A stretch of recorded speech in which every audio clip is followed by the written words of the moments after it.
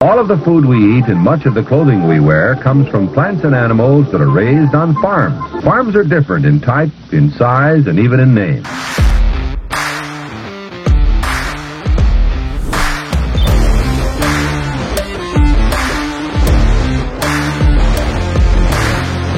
The Q&A episodes. The questions have been piling up across Instagram DM, our email, all that stuff. So we're gonna get into and answer as many of them as we can. If you guys ever want to get your question featured on the show, submit it at barntalkshow@gmail.com. You can comment on our YouTube channel, YouTube videos. You can submit them through Spotify. Try to hit us in the DM. We're not as consistent as seeing our questions on Instagram DM or Facebook Messenger, but if we get to them, we'll try to get your question.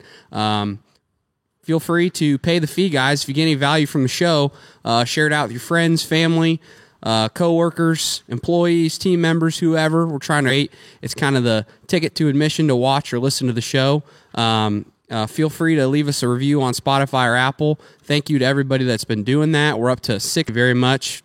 Keep submitting those reviews. Keep submitting those questions. Keep paying that fee. We're almost a legitimate enterprise. I know. We're getting there. Slowly but surely. You know, I looked at a statistic the other day.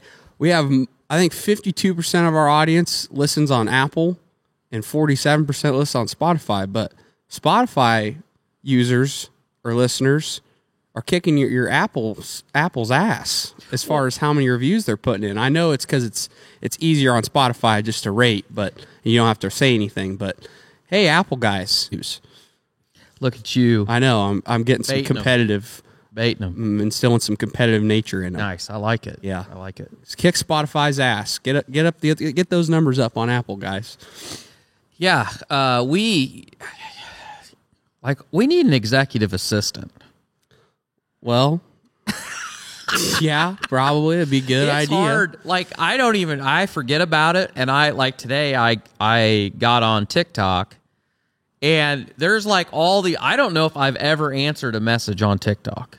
Yeah, Have it's you kind ever of answered a message? Well, it's a new feature. They rolled it out a couple of months ago, and most of them are kind of spam. So it's most of the ones that are legit are just like, hey, thumbs up. But there was a couple of legit questions on there, and I didn't even look to see when they left them. I'm glad they just started it because I'm like, how have I not seen this before? Yeah. But it's hard, like when you think, okay, I'm going to go check messages, and if you go down the rabbit hole that you check comments on, I can't even keep straight what videos are out there, and I'm like, it's too hard. It's hard to answer comments, answer DMs, across everything. It's really, really hard. The best place to reach us, guys, is comments on YouTube and email, barntalkshow@gmail.com. Those are the two places that you can really get a hold of us, and we'll probably be able to reply to you because it's just hard to answer questions on TikTok and answer comments and all that stuff. We just can't do it all. That's why, we need a community. We need a community director to help us answer some of these comments because if we could, we would answer everybody's. We appreciate everybody getting to us, but we got to get all the stuff done too at the same time. Can't be on our phones all day. So I'm amazed. Tough. I'm amazed at the investment opportunities there are in Bali. Yep. Oh yeah, get a lot of guys from Bali. They're like, that want sir, I want to invest. They want us to invest in a piggery. Yeah, Bali. And then you tell them how much it is, and I never get that far. Yeah, because I'm like, if I'm going to Bali, I ain't gonna go there to take care of pigs. Yeah, I'm trying to get away from pigs, not take on more. I get that. Yeah, but where you reach out at, but it's just tough sometimes to get to everybody. So Barn Talk Show is by far the best. Yep. We check that at gmail.com. Yep. You got a hot market update for us today? I do have the market update hot off the press, courtesy of Cass Grain in Washington, Iowa. Market's down a little bit. I just got the close. But still, they've been on a pretty good run lately. So corn locally, $6.71 is the best bid I could find, and I think last time I looked, it was $6.50. And this is, what would this be? May corn, probably going off of that month. Beans 1481 in Burlington, 1502 across the river, and 1477 on the board. Wheat 704, hog 76.75, and I have been proven way wrong on the hog market, because I think I've been telling you all since December that, oh man, you wait till spring, these pigs are going to be high priced, and they're not. I don't know how the hog market is. What the hell, Torque? Well, I don't know. We just talked about last episode. We talked about there's $100 difference per head between what pigs are bringing in, say, Spain in Europe versus the United States. I thought you had like a crystal ball at home that you're always playing around with, giving me the ability to see the future very well. Dang! So dang it. I don't know. It's crazy, but the hog guys are crying because these prices coupled with 165, and the whole market as far as the grains go, we pretty much drops going to be to planting here. So last week corn bounced a couple days because it was wet down in the Delta. They weren't going to get the crop in a timely manner, but it turned warmer and drier there. So now then that's backing up. And then I think the next ending stocks report comes out maybe tomorrow. And so if they thought it was, or more than what they thought it was, probably going to go down. But we're pretty much trading on new crop now. So we'll see where that goes. I'm glad. So we got Missouri. I can't remember all the states, but it's supposed to be derecho 2.0. So I'm glad this year, cross my fingers, there's not another one this year, but we don't have the crop in the ground before this storm hits, because there's supposed to be some really shitty hail, high winds. So stay safe out there. You're going to probably hear it on the hatches, and hope everybody stays safe. Just wanted to throw that out there. Cat messaged everybody and said, hey, make sure that you get your cars inside because it's supposed to be terrible tomorrow. And I was like, I'm parking the Tahoe in the middle of the driveway, so like 3 counties away. Let's hope your insurance guy ain't listening. Well, that's an act of God. I can't do anything about that. That's Mother Nature. That's right. Anyway, progressing. Oil 74.15, gold 1998. Gold market has gotten a little strength as the money printing has gone back to running. Silver 21, Bitcoin 28,400. I think it's off a little bit as we speak. I checked it before I came over, and it was back down right about 28. But it's gotten a lot of strength lately, if you can imagine, as people are worrying about the dollar and about the banks and about everything else.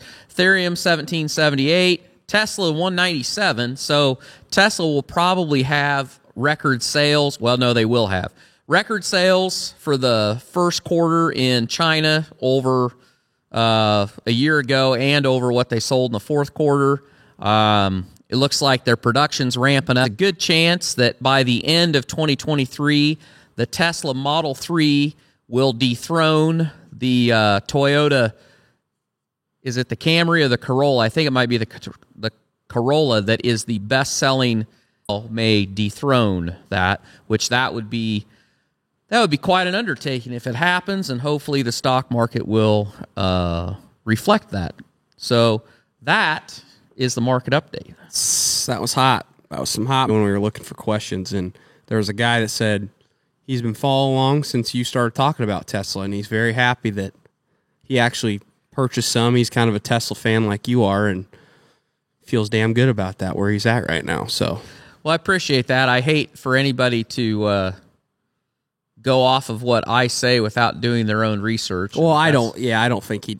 I think he was already kind of a fan. I get that feeling sometimes once people look at you. I am. Yeah. But then I go back. I can achieve and make better in this world over the next few years, and I think off the boxes, I get to the bottom, and all those things, pretty much all those things that I have written down, there's one company that isn't all of them is driving all of that. Mm-hmm. Tesla. So I'm like, I think I'll just buy some more Tesla. There you go. There you this is a good question. This is from 3Limb Jim. And he said he's seen in the YouTube video of us sorting and separating market hogs before we load them out. And his question is, how do you get away with mixing pigs without a lot of fighting and the pigs trying to kill each other when you're putting them together?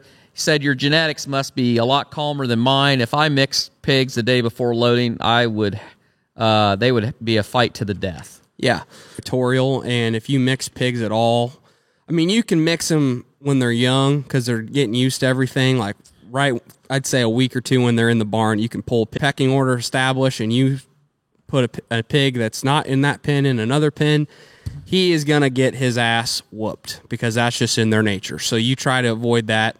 You avoid that altogether best you can. So the only time, I know from the videos it looks like, hey, we do a lot of sorting, which we do, but we never sort pigs when they're market hogs. We never sort like 2 pens of pigs into another pen. Like we never mix pigs. We always are sorting pigs out of one pen into another pen. And so if they're not big enough to go to market, we'll put them in a separate pen, and then the ones that are fat, they stay in that pen, and then we send them out. So the only time that we ever mix pigs is when we're transitioning from our nursery pigs in.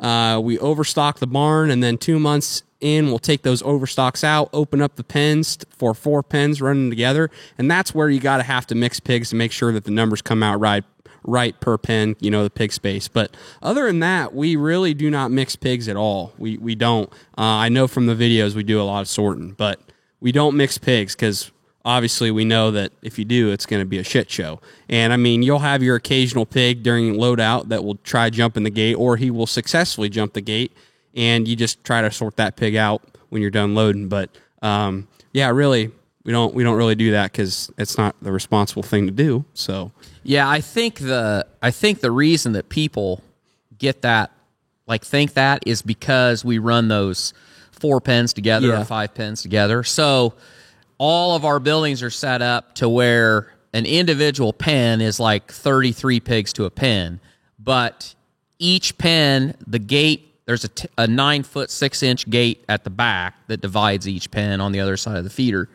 and all of those gates you can swing them. And what we do is we open those up when we're done with our overstocks. We open them up. So when we're sorting pigs, it looks like, we're taking pigs out of a pen and we're running somewhere else. But what we do is, if we have 5 pens, we'll either sort the lights out and then slide the pigs down and take 5 pens and make it into 4, or 4 pens and make it into 3, and then the pigs that we sort out go in that empty pen. Yeah. But we never take pigs, like you said, like Sawyer said, we never take pigs from 2 of those big pens and mix them together. So it's a magic trick. It looks like we're just actually it looks like we have no idea what we're doing, but actually there is a method to the madness.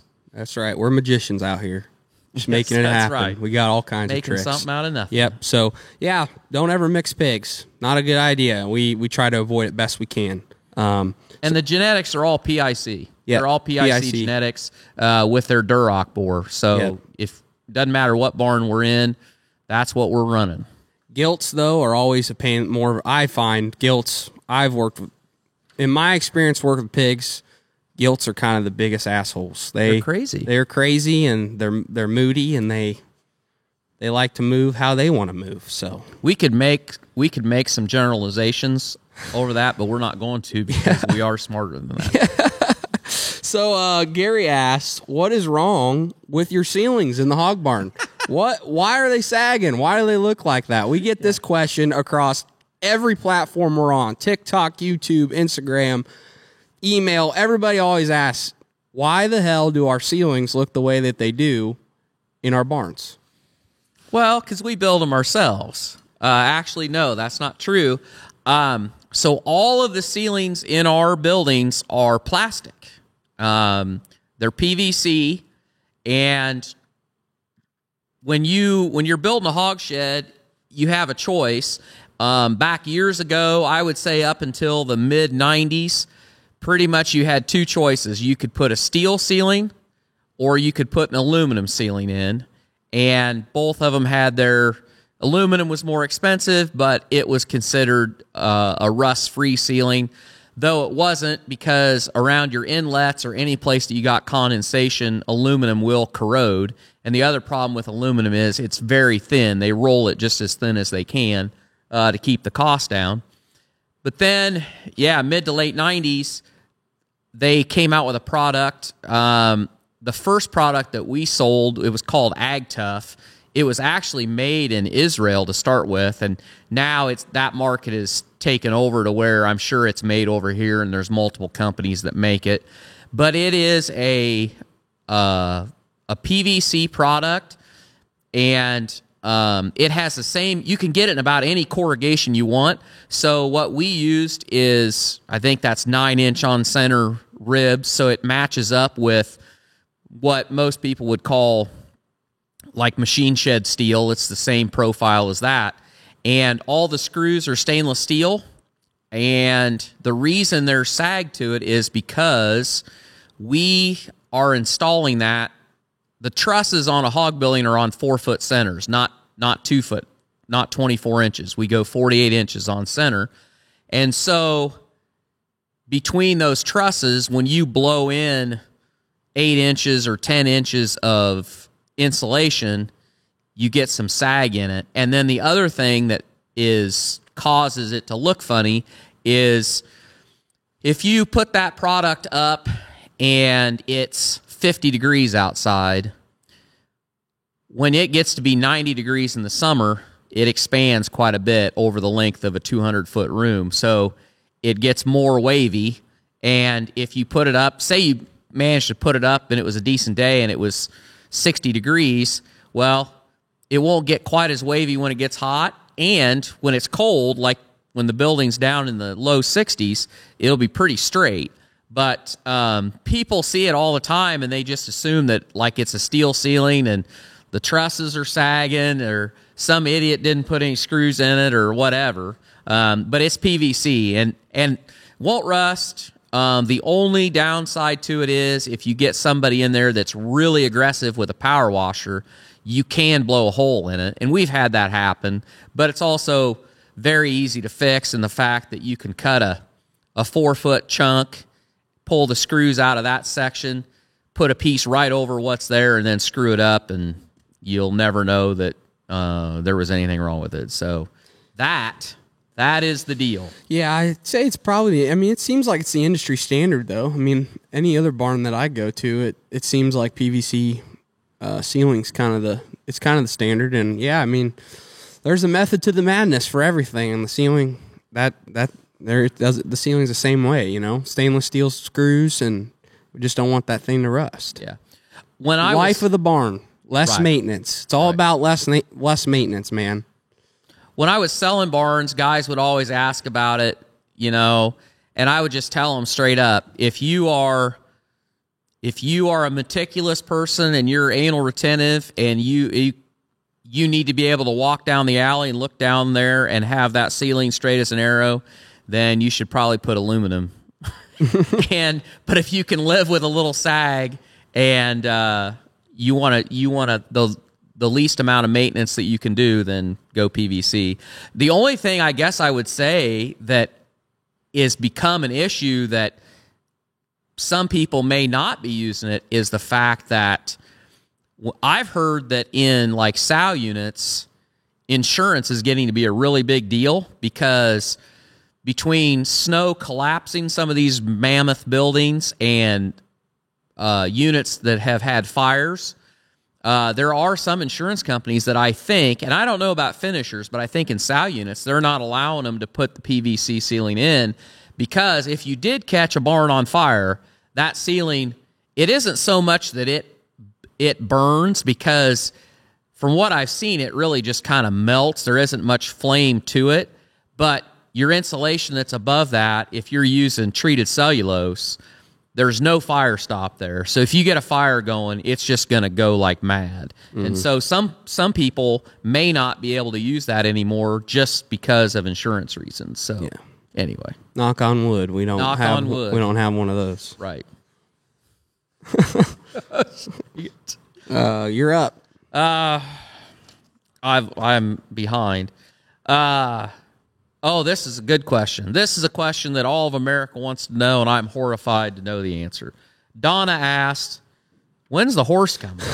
When are you going to get Cat that horse? We should have got Cat up here. Well, So the horse is kind of Kat's deal, you know. Everybody says buy her a horse, buy her a horse, and I am not in the tax bracket yet to be able to just go and buy a horse for my girlfriend.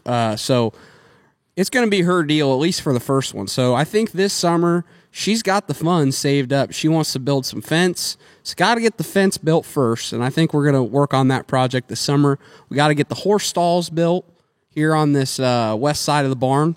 And once we got that in and installed, then I think we can start talking about a horse. So I would say a year to 3 years, probably. Speed that up. But I think that a year to 3 years we'll probably have a horse around here. And I think we're going to get started, really start and get the infrastructure built out this other YouTube channel that you guys can check out. It's our farm channel. It's kind of us vlogging and everything. So that's where that all will be. But you get that horse, and you'll never have to worry about getting into a high tax bracket because you'll be broke all the time. I know, right? Got a lot of write-offs. Got to buy a lot of hay, and yeah, it's going to be they're just going to be hay burners. That's what I hear. So gotcha. But she's got it. She's an independent woman. She can buy her horse. I'm looking forward to riding. Yeah, me too. I am too. We make fun of the idea of having a horse. We used to have 2 quarter horses, had 8 mules. We had 4 pair. And my dad, Sawyer's grandpa, he grew up farming with horses, and he had a soft spot in his heart for them. And I did too, until I had the realization one summer when I was about 10 years old that the reason that we were sweating our nuts off baling hay was for all the... Make it stop, Dad. Make it stop. Yeah, so, I don't blame you there. They're beautiful animals. I mean, I'm sure it looks fun to ride a horse. I mean, and going on trail rides looks fun, but I'm not going to take care of the horse. That's all Kat. That's why that was the first thing I said to her. I said, it's fine. We're cool with you getting a horse. You got to take care of it, because I don't really want to take care of it. That's my thing. I'm taking care of the pigs. She's helping out with that too, but... Yeah, she's just doing that so that when you don't want to do any of the horse stuff, she's like, well, I've been helping with these pigs. That's right. Well, I'll just say, you don't have to help anymore. You just go get that horse shored, and that's it.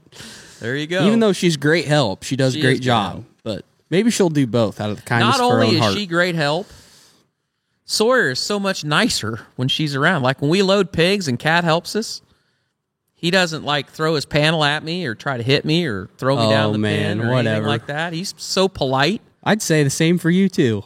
It could be true. She's the moderator. She is kind of the moderator. Walk out. So we got to be gentle. We need her worse than she needs us. That's right. So we got to be nice. That's right. Hey, real quick, we got to take a little break because I got to tell you something real important. If you guys aren't watching our This Will Do Farm YouTube channel, you're missing out. It's just like this, only shorter and on the farm. Definitely go check it out if you haven't subscribed yet. Give us a like, give us a comment, let us know you came from Barn Talk. And with that being said, let's get back into the podcast. All right. So, Tony, wait, I'm skipping. Ahead. Gosh dang, we're not on our game today. Smith asked it down on what that even means. Yeah, I think so a lot of you probably haven't even heard of this because I did not know anything about it. And this question came to this just kind of popped up, really, I think, starting yesterday. My guess is that a lot of you will have heard a lot more about it. But everybody knows that they drug the head honcho from TikTok onto Capitol Hill last week and made a fool of themselves. Oh, and he kind of deserved it. You got to be a little more prepared than that if you're going to, because you're going to get those questions, and it didn't act like, I mean, to me, it looked like he didn't. Well, I'm saying the fucking people that were asking him questions were asking him stupid questions. Well, that's because you got a bunch of old men in there that don't know how technology literally works. One of the questions was, does TikTok access your home Wi-Fi connection? Yeah. You see that one? Yeah. No. And he's like, if they have the app open and their Wi-Fi is turned on, yes, TikTok accesses the Wi-Fi. Yeah. And they they acted like that was like a drop the mic kind of deal. Like every app uses the Wi-Fi when the Wi-Fi is turned on, you dumbass. Yeah. Just stupid. That was a total nobody is going to argue. So 150 million Americans, so roughly half the country, not quite half, but roughly half of the country is on TikTok.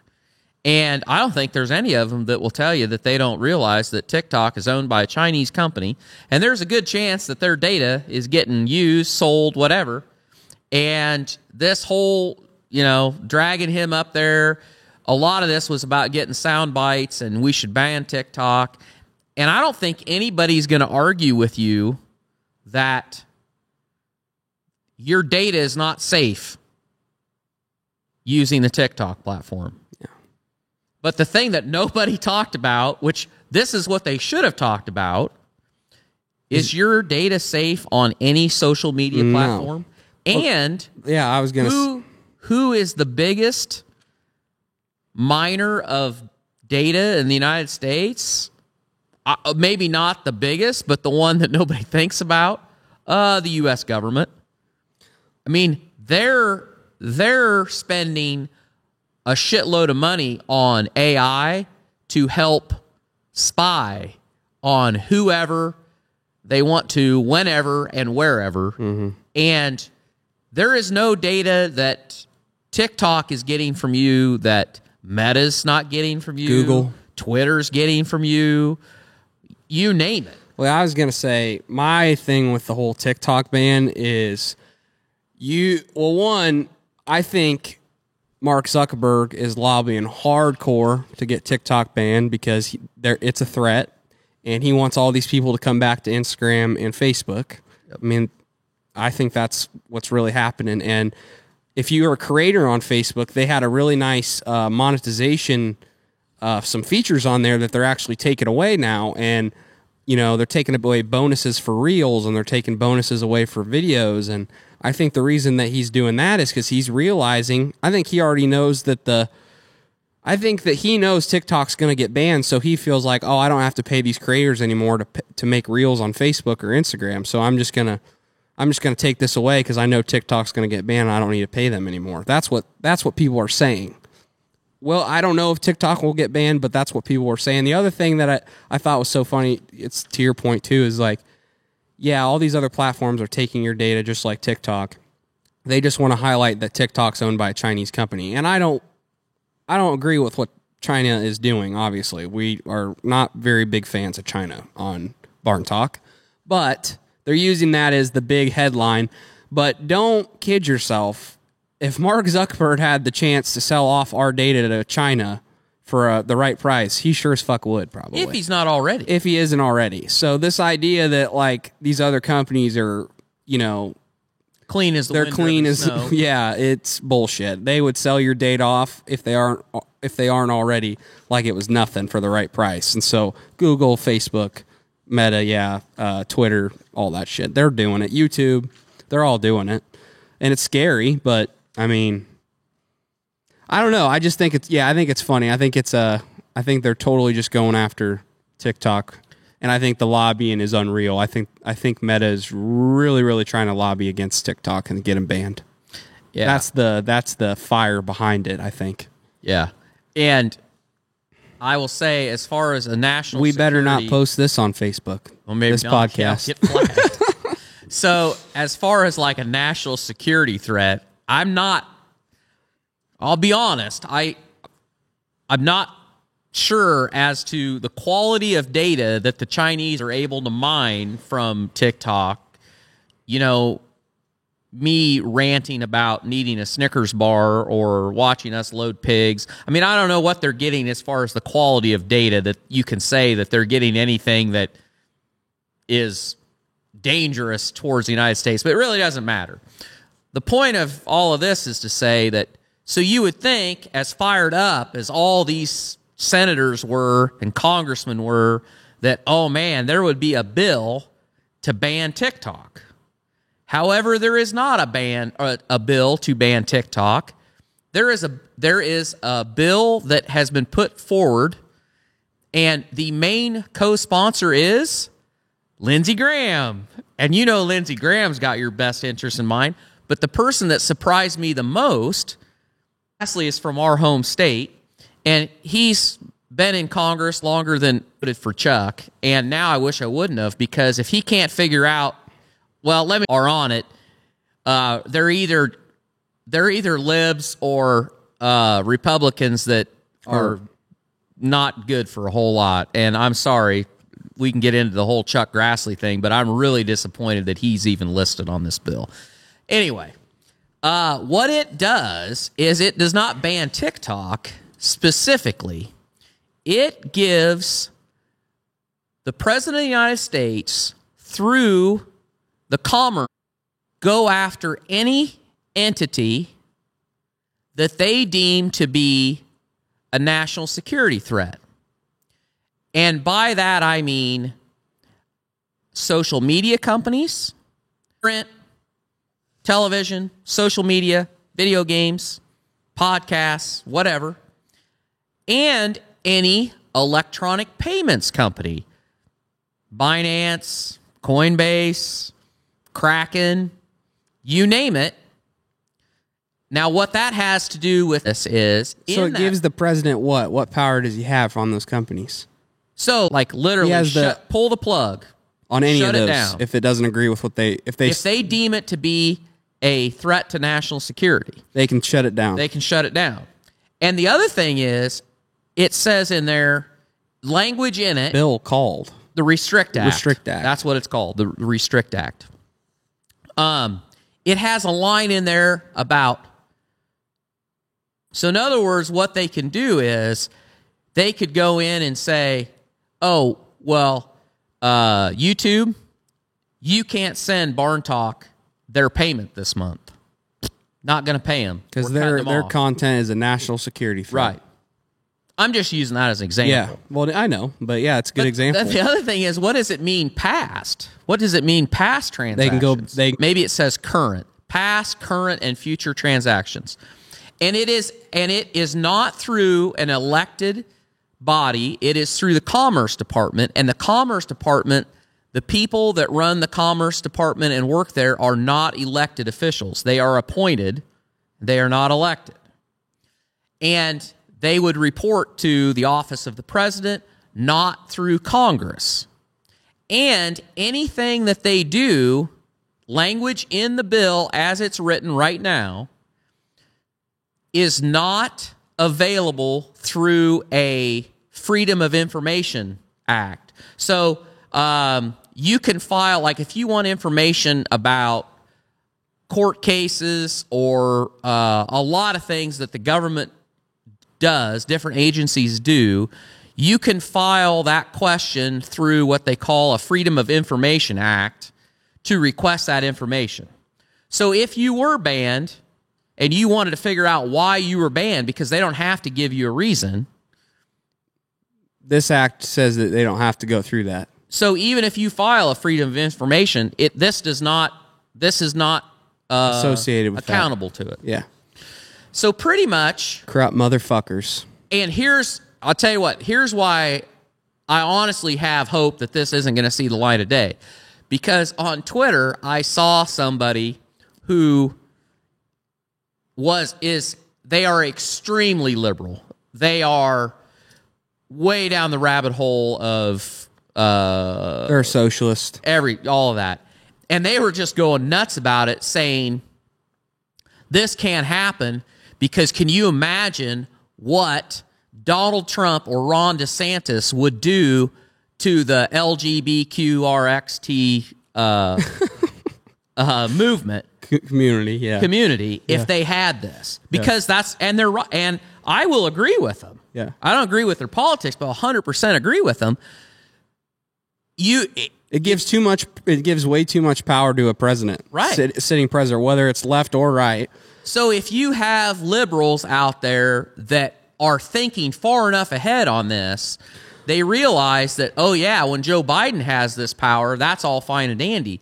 But if the pendulum ever turns, then they're going to be on the receiving end. And that gives me hope. That tells me that there is some common sense and some common ground. And I think we can all agree. We don't want the president shutting down what we want to say. Right. No matter what it is. And anybody that votes for this should not have a job, because this is not for the best interest of the citizenry of the United States of America. It's absolutely not. So do you feel like they signed that because they didn't look enough into it? They're incompetent, or they saw it and they said this is a good idea? What do you think? I think it's a knee-jerk reaction.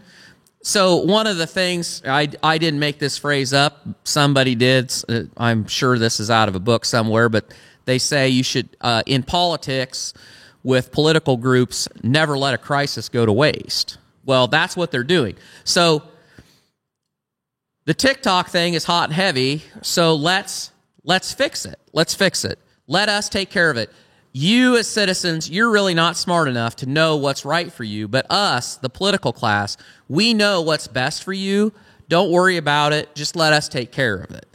And so they're taking this opportunity to say, we're going to keep Big Brother from doing anything bad. We're going to control all these media companies. And they evidently expect people to go, oh, okay, well, that sounds good, and not realize that you're just basically signing all your rights away. And as a congressman, I cannot believe anybody in the United States Congress would want to give up this much power to the executive branch. It makes absolutely no sense.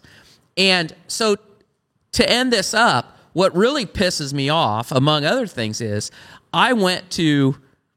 Well, first, I'll give Chuck Grassley credit. If you go to Chuck Grassley's Twitter account, you can actually message him on Twitter.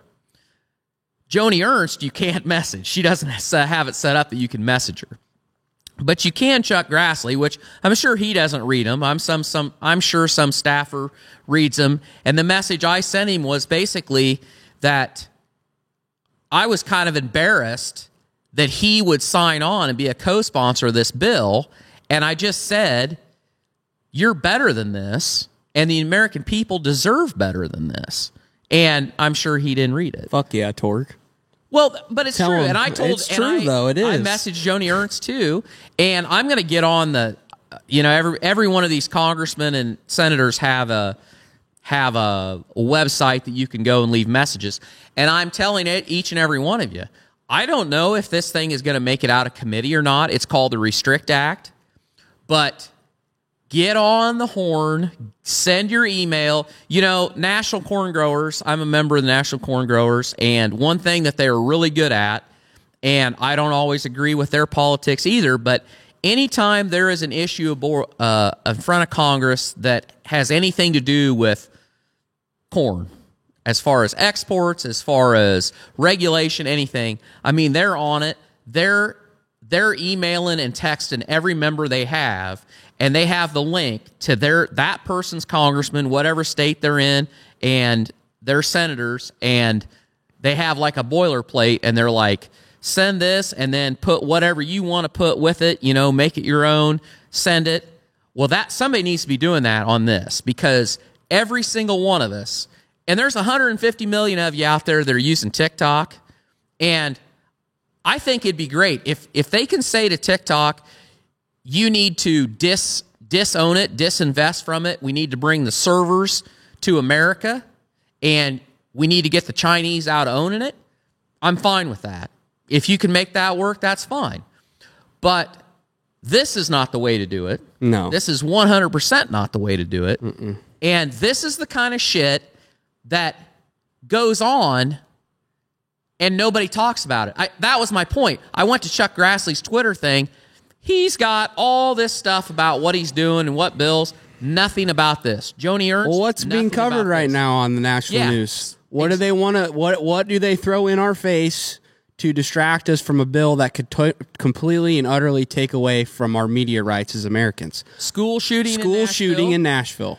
And isn't it funny that last week, what was it last week? And what does that issue do to the country? Yeah, divide us. Because we can all agree, left or right, that this Restrict Act is not good for the American people. But they don't want to talk about that. They'd rather throw something up on the news that's going to divide us and get us to fight. And hopefully we don't see it. Last week it was Donald Trump. And that bill, what was that last bill about the digital currency that was that was going through. The interstate commerce. That's going on too. That's still going on. Still not being talked about. They just keep throwing shit to divide us and distract us from what's actually getting passed and trying to get passed in this country. And the thing that scares me the most about the Restrict Act is the term national security threat. What's that mean? Yeah. What does that mean to you guys? What's that mean to the U.S. government? What's that mean to that president? That term is just like they need to have a whole definition on, because obviously, us, when you hear national security threat, you think, okay, Terrorist. This is a terrorist. If they're putting terrorist content out that's a terrorist, obviously, yeah, that's a national security threat. But in today's society, we're so fucking soft now that you say the wrong thing, you could get called in. I mean, it's just crazy. You don't know what that definition is gonna be. Well, you want to know the example? So here's the example. This is how that works. So the Patriot Act, this is like the Patriot Act on steroids, is what it is, pretty much.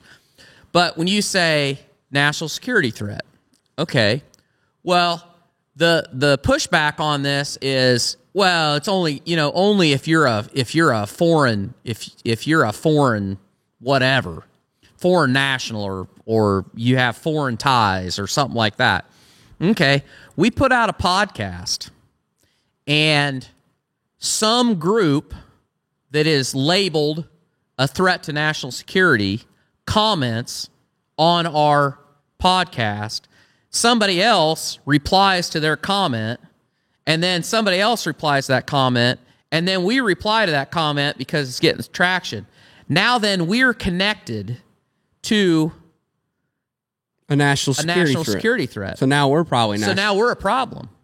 That's what a slippery slope that is. I mean, that's a hypothetical thing, but that's exactly the same thing happened with the Patriot Act, in the fact that one of the pushbacks on it was that you could label people, a domestic terrorist that didn't have anything to do with it, and they said, "Oh, no, this is, this wiretapping and all this is only for foreign nationals or people, that are not United States citizens."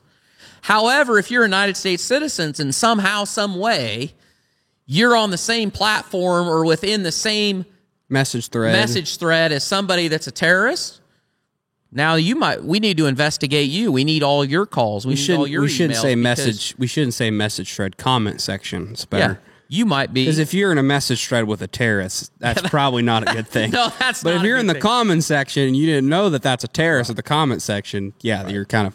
That's now kind you're of bullshit. Just national security threat. That's how that worked. Yeah, that's exactly right. Well, So I mean, they had so much. The definition is so vague. Yeah, right. That's the thing that scares me the most. That it's all to interpretation. Yeah. And when you have somebody that's looking for any possible threat, well, you got a pretty wide net. Well, and so that's the thing. Like, I truly believe some people will look at that bill and go, well, yeah, that makes sense. National security threat. Right.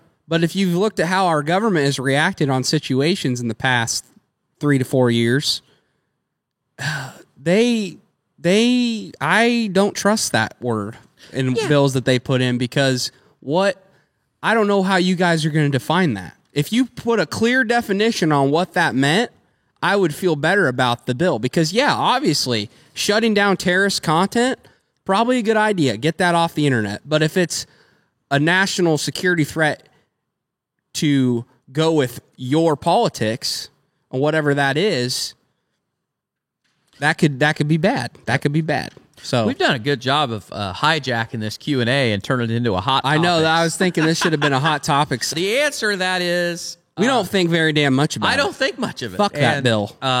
Everybody do your research. Call your senator, call your congressman, and tell them, kill this thing, because freedom of speech is one of those things that we still got, and we can't lose it, man. I mean, you could say that we still have it on some platforms, but others it might not be as strong. But we still have it, and if this goes, it could really have. I mean, the president of the United States could have control on a lot of shit, and we don't want to give Sleepy Joe any more power than he already has.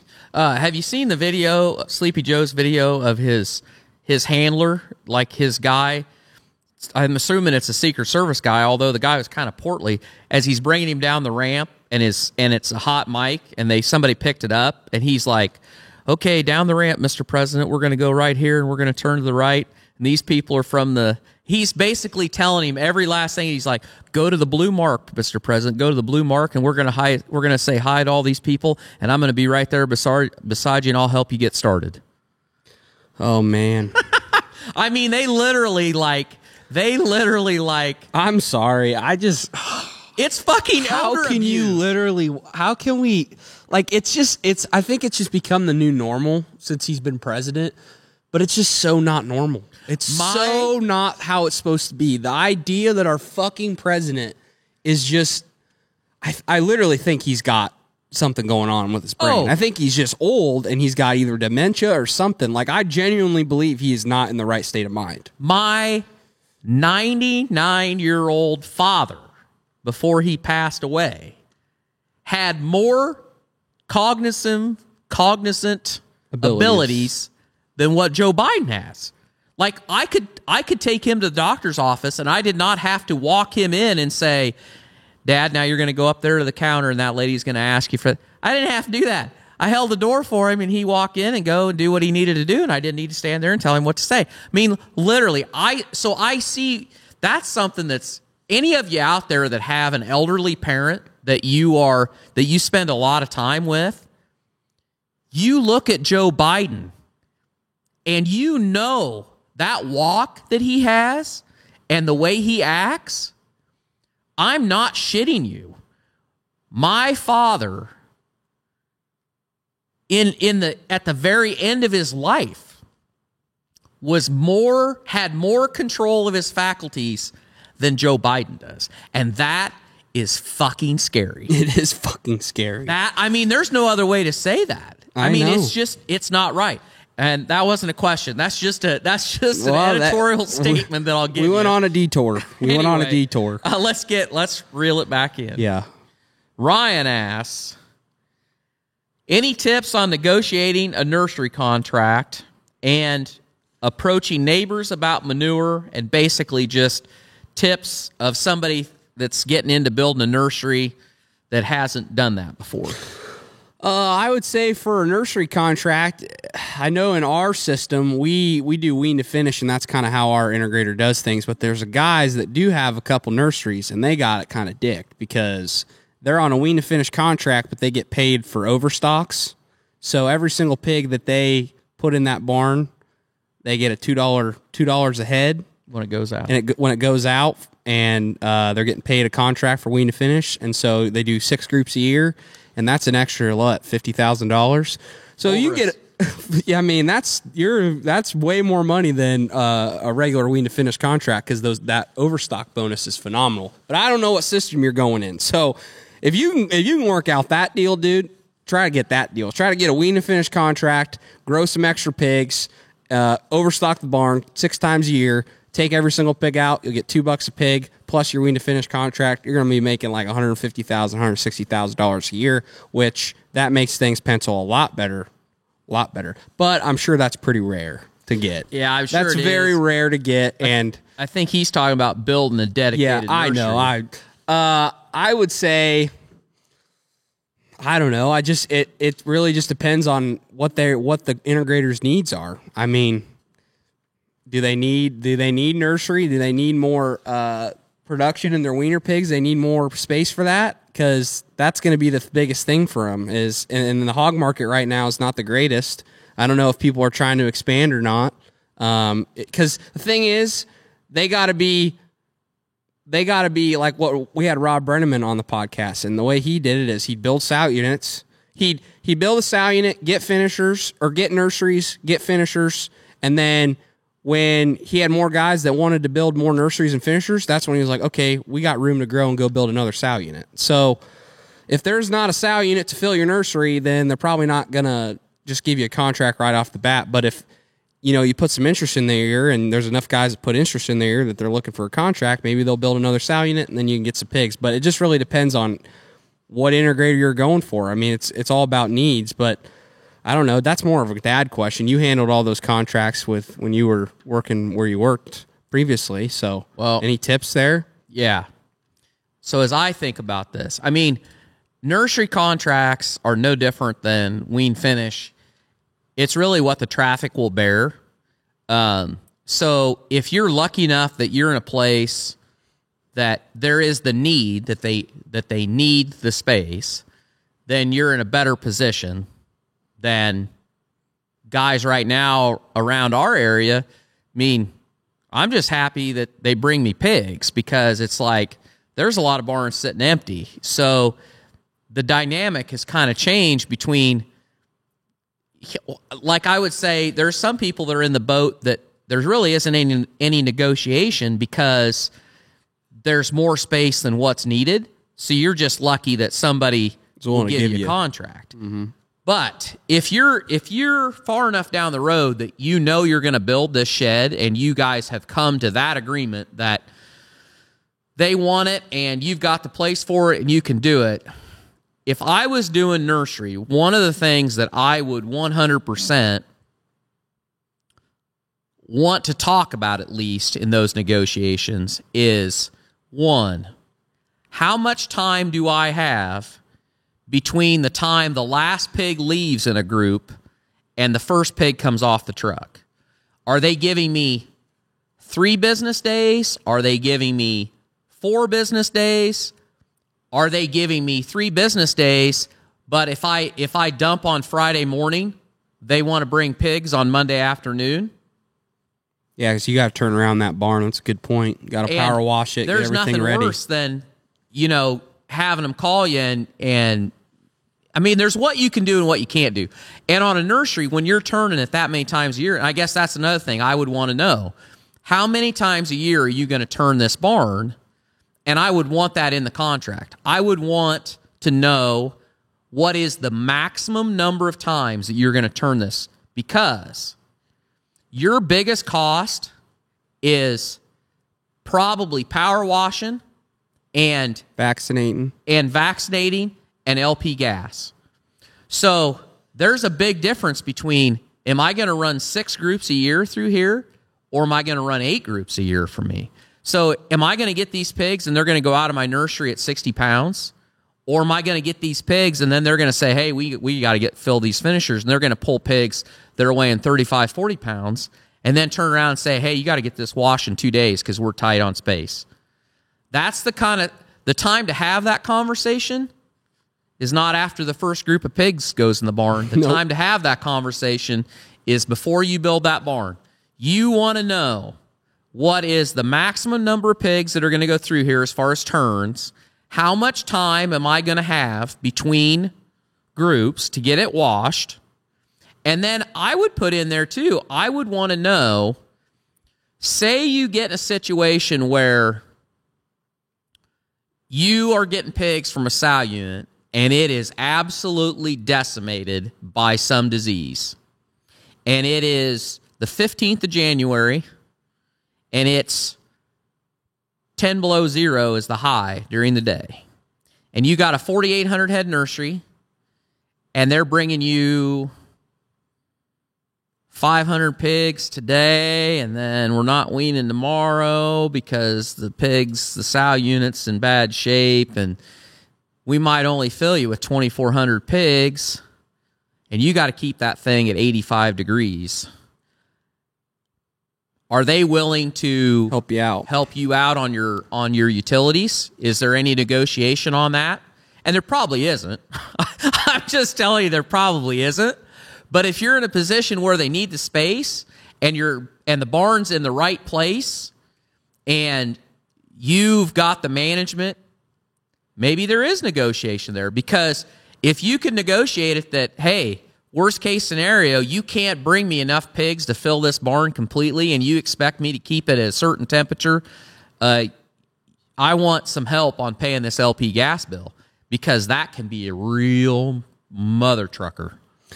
So when there's nurseries out there, do they usually get overstocked, or they usually no, they don't? Nope. I was going to ask. I mean, a little bit. You can ask them that too. I mean, I don't know if whoever you're trying to get a contract with, they might have a system where they do overstocks, where they'll put more pigs in than the capacity of the nursery just because they're smaller. I know that's different because it's kind of a finisher. Yeah. That's kind of a finisher thing. But who knows? Maybe you can get extra. If you put extra pigs in there, maybe you get $2 a head or $1 a head. Helps.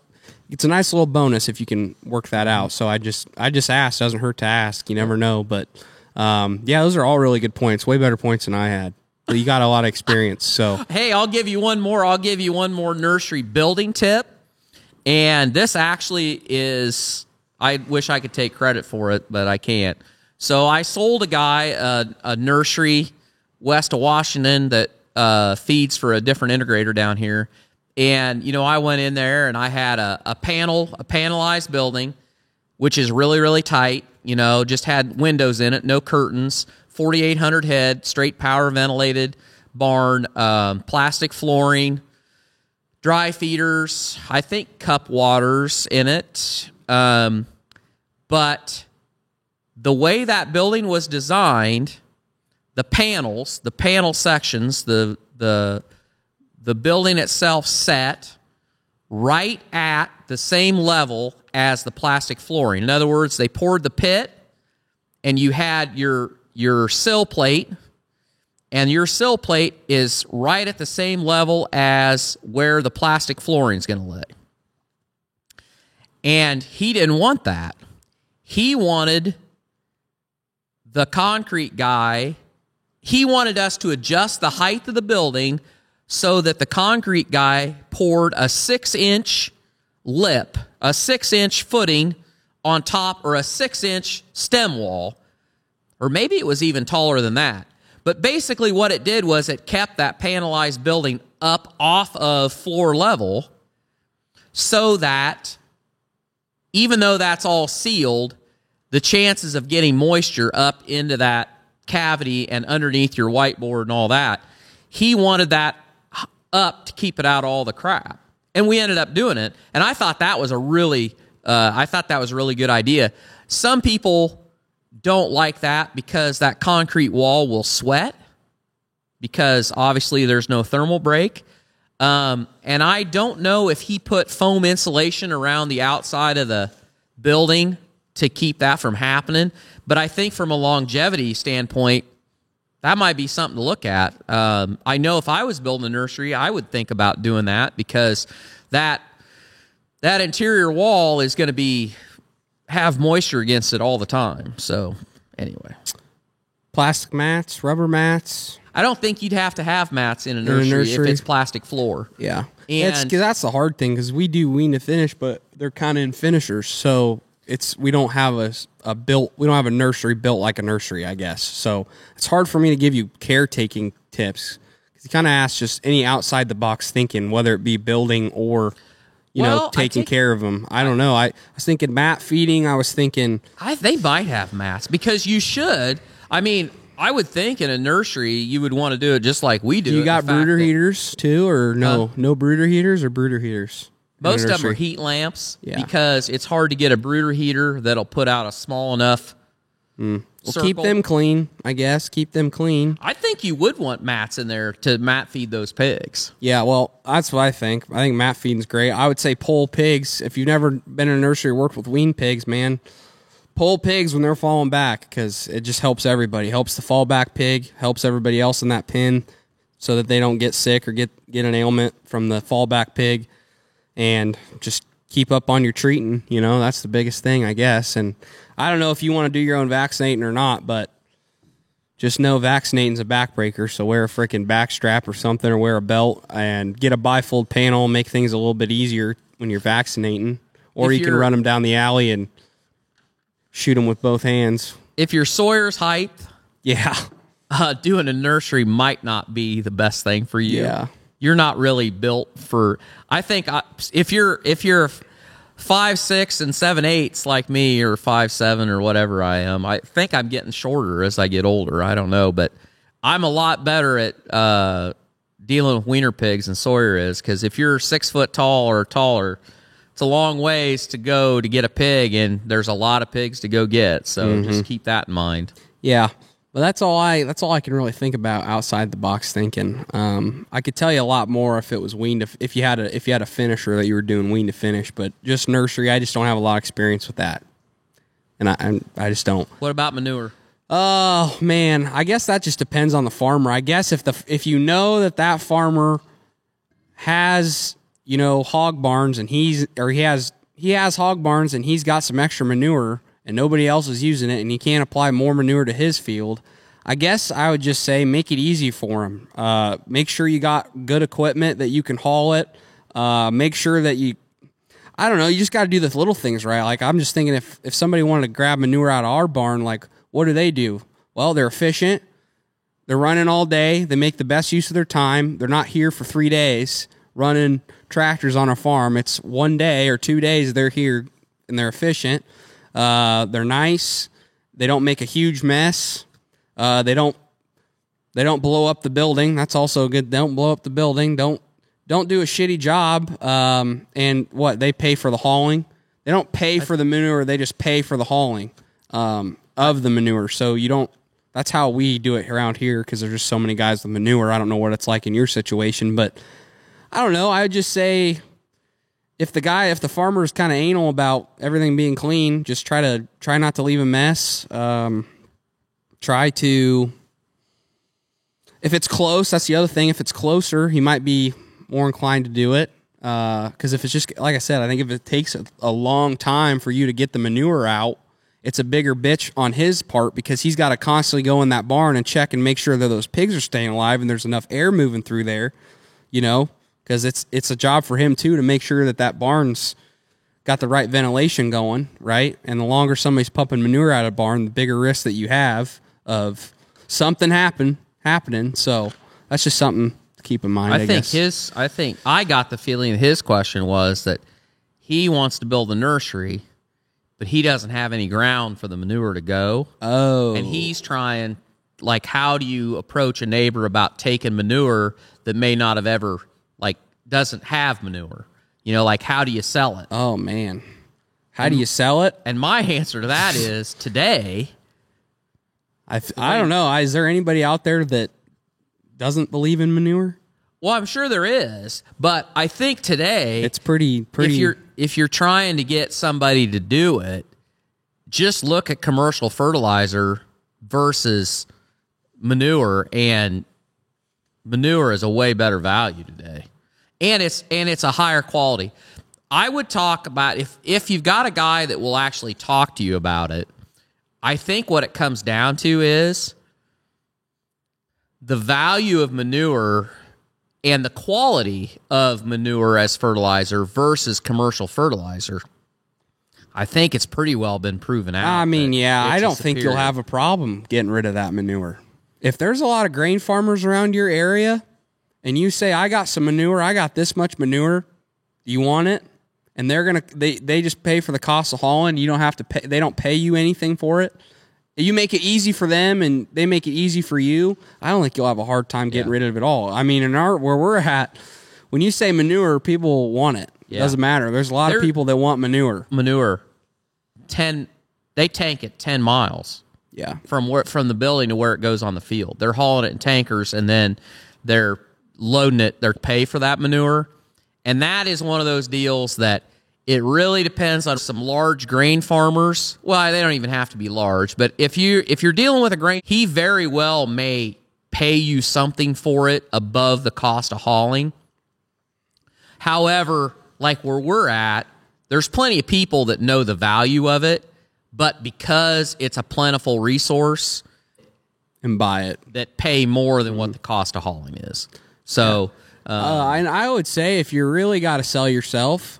Something that we're figuring out with my barn, the nutrient value out of my barn of the manure is so much better because we don't have as much water running in the pit because we don't have water cups in my barn. And so wet dry feeder. I don't know if you can somehow say, hey, I don't got much water in my pit, the nutrient value is pretty fucking awesome. And that could be a plus too. So which on a nursery, if you could do a wet, I don't know if guys do wet dry. Yeah, that's what I was wondering too. But I bet you they do. Just do a nipple bar and then a wet dry feeder. Yeah, that's what when we put manure on this fall, it was crushing it. The value of it was crushing it. So it was I can't remember. about 15 pounds better, between 15 and 20 pounds per 1,000 gallons better nitrogen Yeah, out of his wet dries, because it was almost 100 pounds on 4,600 gallons. It was almost 100 pounds more nitrogen out of your barn than out of mine. Mm-hmm. So it's good. It's a big deal. With what we've got and what we've seen, wet dries make a difference as far as your manure quality. So, but they will get plugged from time to time. So just keep that in mind. If you put them in there, you're going to have to probably get the gate rod out and get in that tray a little bit. I think you're right. That question was definitely asked on how he could get rid of his manure, not get manure. Everything that I said, kind of do the opposite, because you're going to be the guy that's in the barn monitoring the pigs. So make sure that those guys are doing an efficient job and they're not there for 3 freaking days or 4 days and making it a pain in the ass for you to go over there and check the ventilation on your pigs all the time, because that gets kind of annoying. And you're just kind of on edge, because you're like, all right, when are they going to get done? Because I don't want these pigs to suffocate or anything, or gas to come up or anything. So, but one thing you did say that definitely applies to you is when you build this nursery, build it with the idea that it's easy to get in and get out with a feed truck, a hog truck, and a manure tanker. yes. If you can build a circle drive, all the better. If you can't do a circle drive, and you can put an 80-foot culvert in the ditch and make it really wide coming in, if you can hold that building off the road a little bit to where people don't have to back in off the road, which in a lot of places is illegal now to do. But like for us, when we're pumping manure, now we drag line all of ours, so it's not a big deal. But when we were giving away manure, they were coming in with tanks. It was so nice because 2 of our 3 sites have basically a circle drive, so the flow of traffic, it just works really good. So when you're laying out a barn, this is one of the things that pissed me off when I had people that would build barns. Just don't be a frickin' tight ass when it comes down to gravel and a driveway. I mean, you spent $1 million. Back then you spent $750,000, but today you spent $1 million on this building, and then you put the damn thing too close to the road, or you didn't put in a big enough driveway, or oh boy, I don't want to spend any more money on gravel. It's just going to cause you problems. Yeah, man. you buy a Cadillac, you build a Cadillac barn, and then you just fuck yourself because you fight it. And if you've got, like, if it's too close to the road, or the driveway's not right, or the bins aren't laid out right, you're going to fight that every rest day of your life. Yep. So just spend a little time and plan that out. And what a lot of integrators will do, or whoever you're feeding pigs for, or if you're feeding yourself, when you're getting ready to do this thing and the culvert's in, get your semi, or have somebody that's hauling hogs say, hey, pull in here and I'll show you where the building's going to be. Pull in and see what it takes for you to back up to hit the chute. Because then you know where it ought to be. You know whether you got far enough. If I had a nickel for every guy that's like, oh yeah, these bins are fine right here, they won't have any trouble hitting that. And then you get in there and it's a cluster because they can't get turned around. They're getting stuck. The nose of their truck's out in the field. It's in the ditch. It's like, well, no, apparently that wasn't right. So just think about all that stuff. So you got room for one more? Can you make it? I'm feeling it. You're feeling it? Okay, this is kind of a big one. I mean, try to be concise. Be concise best you can, like you're doing a hot market update. Hey, this is a pretty good podcast, isn't it? If you made it this far, you must think it's pretty good. I got a favor to ask you. Please, if you like the show, leave us a review on Spotify or Apple. Now, let's get back to it. So, I mean, give them some knowledge here, give them some value, but we're at an hour 13, so okay, we don't want to. Yeah, we better get going. So, Tony asks, my question is on farm subsidies. Why do we have them?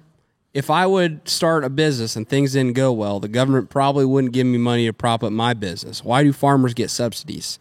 if the crops are bad, doesn't crop insurance cover that? Not being anti-farmer at all, I'm just curious. We could do a whole episode about this, I think. Yeah, you could. So there is a multitude of things that go into what is a subsidy.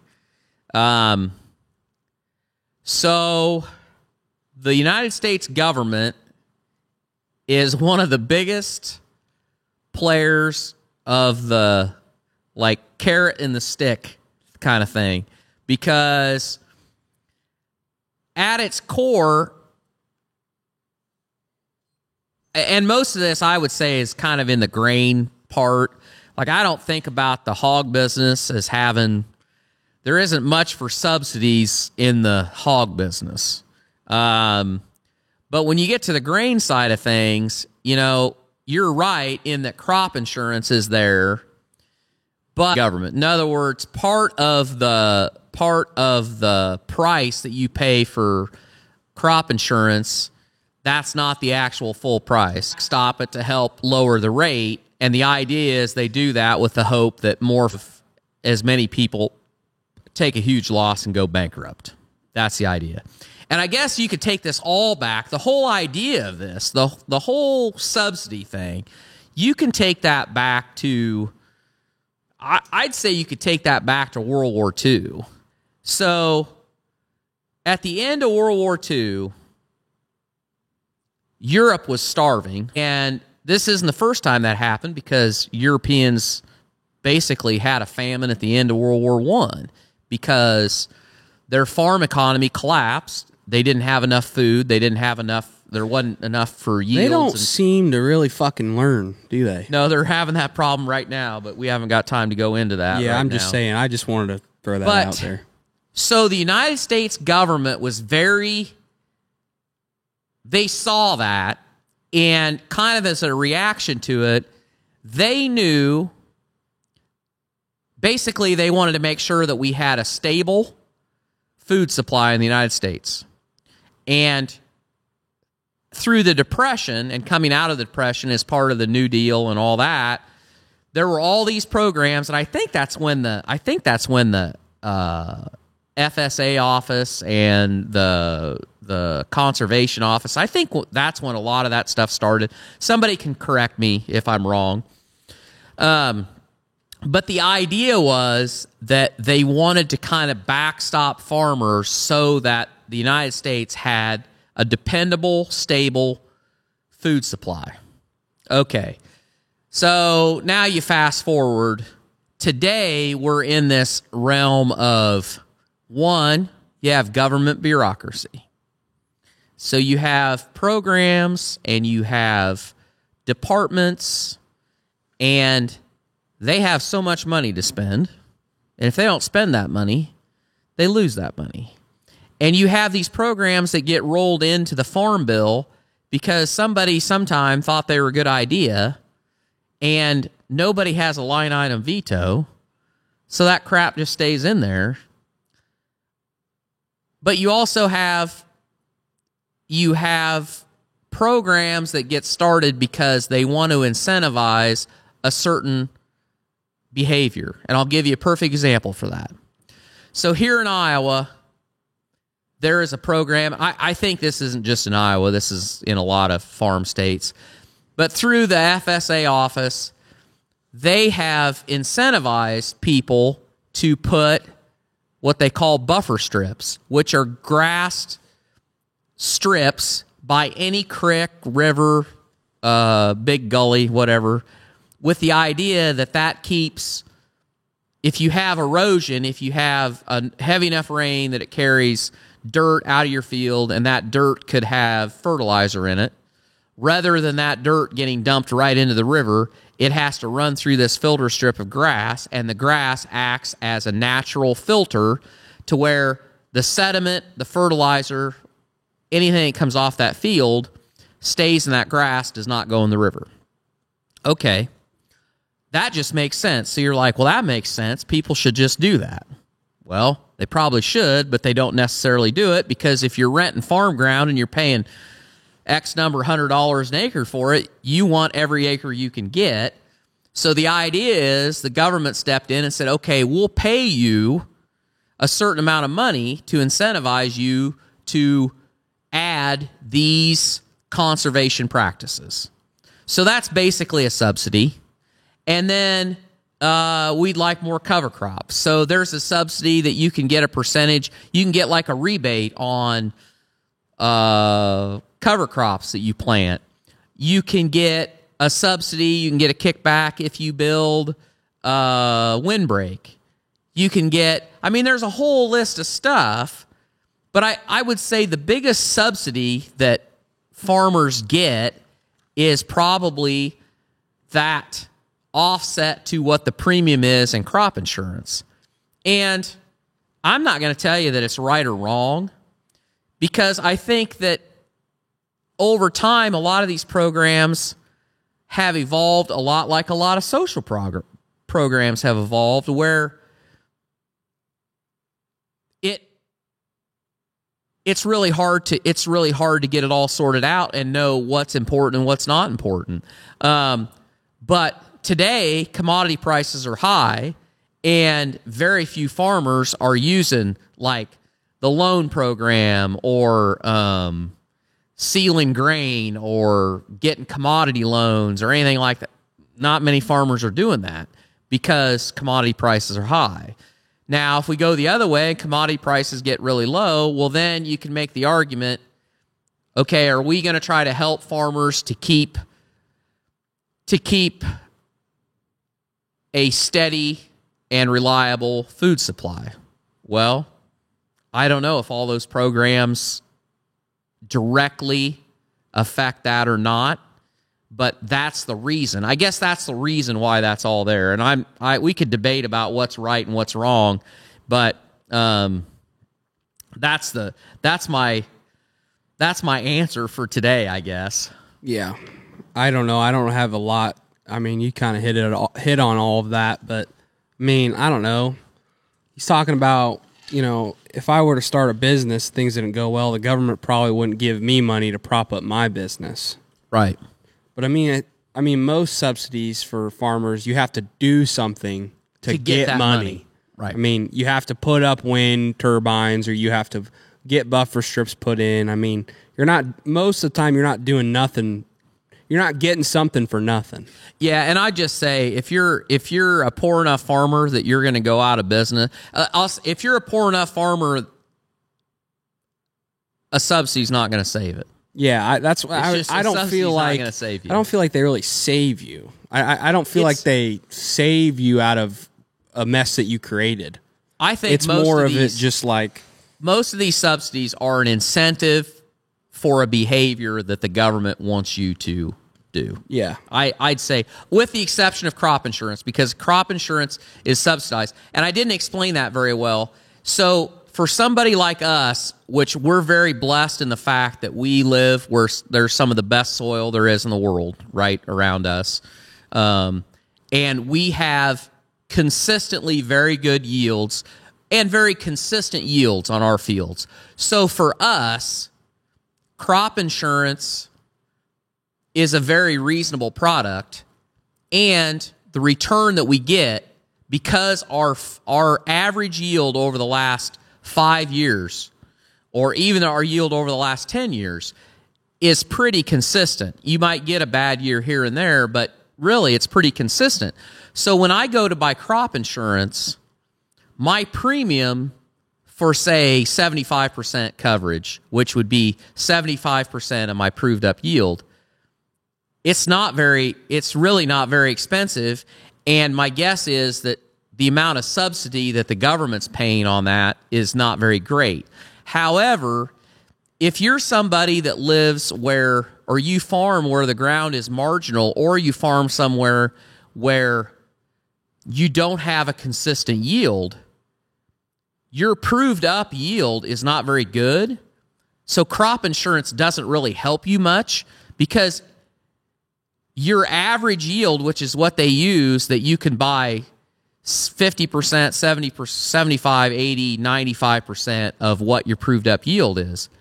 But if your proved up yield is crap, then you're paying money And you basically have to have a complete failure to be able to cash in on that crop insurance.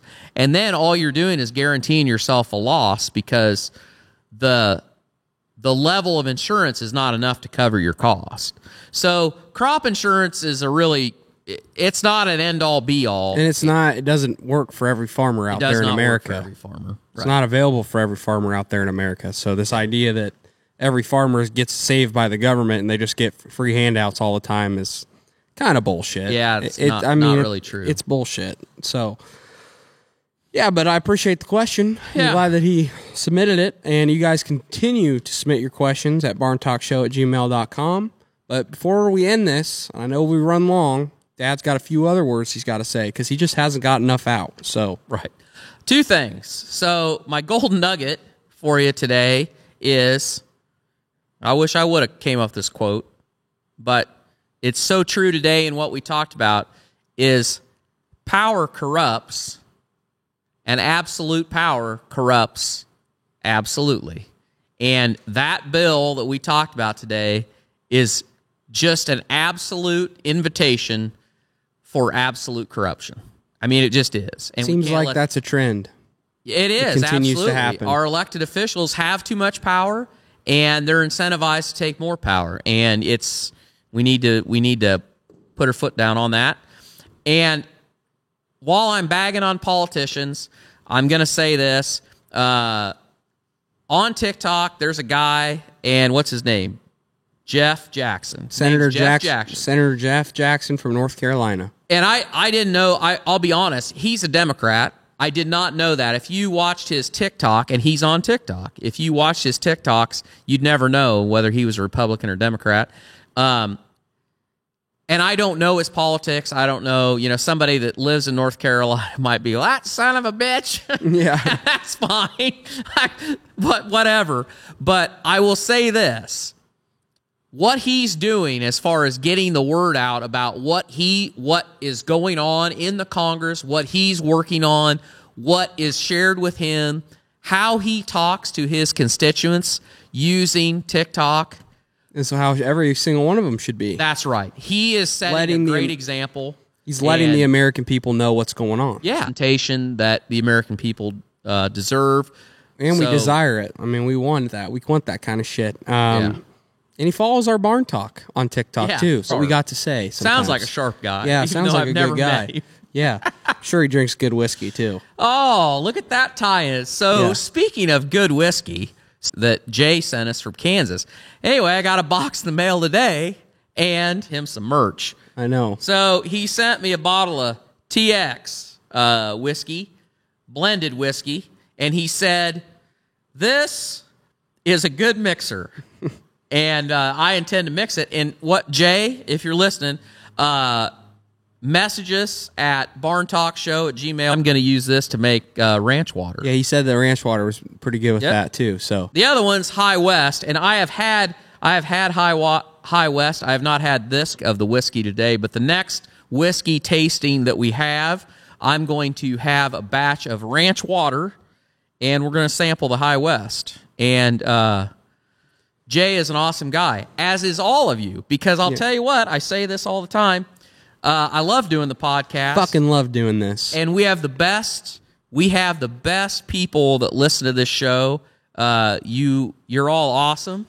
Well, I feel as if these are like our kind of people just in the way that they think. Like the amount of messages we get from people that just say, gosh, you guys, we're thinking the same thing. We think the same way, or we do similar things, or you guys get it. You know how many people say that? That just makes me feel like we're really building a community of like-minded people. You know, we're all kind of thinking the same, and we're waking up to.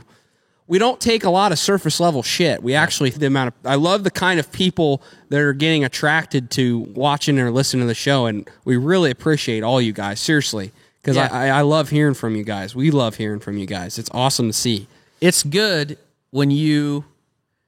I'm glad, because when we first started this, I was like, man, people probably think that we're crazy and our lives, and we look at it and we go, we have that conversation with our voice like, these fucking people are crazy. This is not right. This is whatever. And then you look around at everybody else and you're like, Are you thinking are that? these people as crazy? Genius. He has this bit and he's like, have you ever noticed when you're out driving around that anybody that drives slower than you is an idiot? And anybody that drives faster than you is a maniac. You're just driving along with your wife and you're like, Jesus Christ, look at this fucking idiot. I got to get around. Whoa, look at that fucking maniac. No, what the hell is wrong with him? Well, that's kind of how life is. You know, you're only as crazy as the people you hang out with. And I really am. I love it, and I love you guys. I appreciate all the support, and we're going to keep it rolling. We're trying to find some new guests to come on. We got somebody lined up that's going to talk a lot about grain marketing and what all goes into that. I think that's going to be our next guest, but we're continually trying to find people to come to the barn and get on an episode. But it's awfully tough when you live in a southeast Iowa to get somebody to come down here. But we've made it happen before, so we're going to keep trying, and eventually. Maybe we should ask you guys this. Do you feel like we should have Zoom capability comes in and gets interviewed over Zoom? Because we have mixed feelings about it. We feel like the barn is such a awesome place to do an episode, do an interview, and we feel like it would kind of take away from it. But it's really up to you. I mean, it's a big part of it's you guys too. So tell us what you think on that. Do you think we should do Zoom, or do you guys think we shouldn't? And maybe I'll ask that next episode too. But anyway, guys, I hope you got some value. If you did, pay the fee, share it out, leave a ski, whatever you want to do, and we'll see you back here next week for another episode.